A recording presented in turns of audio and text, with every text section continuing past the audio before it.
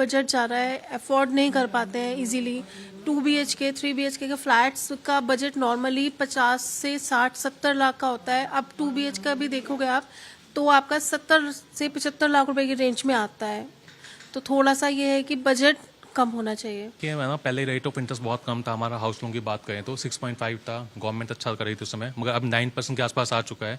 तो हमारी जो EMI है वो ऑटोमेटिक बढ़ जाती है, हमारा पॉकेट अलाउ नहीं कर पाता कि हम 2 BHK 3 BHK में जाएं, जैसे मैम ने कहा था अभी। तो ऐसे 2 BHK हम जाते हैं लेना, तो रेट ऑफ इंटरेस्ट कम करे गवर्नमेंट, इस बार में ध्यान दें थोड़ा सा। पहला तो यही है कि जो ब्याज दरें पिछले अभी 2 साल के अंदर जो बढ़ी हैं वो कम हो जानी चाहिए, जिससे कि हमारी जेबों पे कम असर हो उस चीज़ को लेके। इस बार के बजट में मैं कहना चाहूँगा कि जो PM आवास योजना के तहत जो लाभ मिलना था वो बंद कर दिया गया, जो कि अभी देना चाहिए। गवर्नमेंट से मेरी एक यही रिक्वेस्ट है कि उसको रियल एस्टेट सेक्टर को भी एक ऑर्गेनाइज्ड वे में लेकर आए, जैसे रेरा आया। रेरा आने से भी काफ़ी चीज़ें पॉजिटिव वे में आई हैं एज ए होम बायर।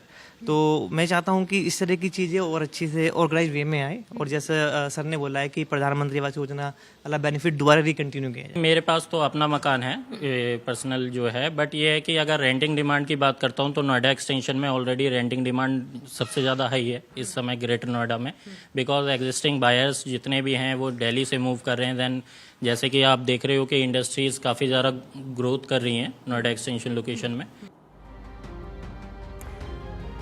तो अखिल स्वामी जी हमारे साथ हैं। अखिल स्वामी जी, हम बात कर रहे थे महंगाई की, बेरोजगारी पर, उस फ्रंट पर राहत मिले, क्या होना चाहिए कल आने वाले बजट में?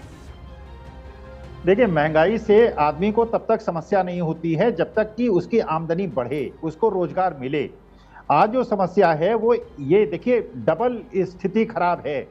एक तरफ इन्फ्लेशन ज्यादा है और दूसरी तरफ ग्रोथ कम है। ये पूरे विश्व के साथ है, केवल भारत के साथ नहीं है। और ये स्थिति को कहते हैं स्टैगफ्लेशन। ग्रोथ न हो और इन्फ्लेशन बढ़े, क्योंकि ये माना जाता है कि जब डिमांड ज्यादा होगी तब इन्फ्लेशन बढ़ेगा। लेकिन यहाँ पे सप्लाई साइड की समस्या क्या है कि आपका एक तरफ ग्रोथ नहीं हो रही है, दूसरी तरफ इन्फ्लेशन बढ़ रहा है। तो अगर आमदनी बढ़े, अगर आपका अनएम्प्लॉयमेंट रेट बढ़ता है, अगर आपकी जो नौकरियां हैं उस पर तलवार लटकती है, अगर नौकरियां उपलब्ध नहीं है युवाओं के पास, ऐसी स्थिति में अगर इन्फ्लेशन होता है तो वो बहुत ज्यादा नुकसानदायक होता है। तो अगर 10% का इन्फ्लेशन हो और 12% आपका इनकम की इंक्रीमेंट हो तो कोई आपको परेशानी नहीं है। लेकिन अगर आपका 2 साल से स्टैग्नेशन हो गया है, आपकी इनकम नहीं बढ़ रही है और वहां पे अगर इन्फ्लेशन 6% का हो तो आपको ज्यादा समस्या होगी। देखिए अखिल स्वामी जी, हमारे कार्यक्रम का जो नाम है वो ये है पब्लिक मांगे मोर। अब वित्त मंत्री के पिटारे से कल क्या मिल पाता है? ये राहत मिलेगी या फिर आफत बढ़ेगी? तो बजट पर आप देखेंगे स्पेशल कवरेज कल लगातार सुबह 7 बजे से भारत 24 पर।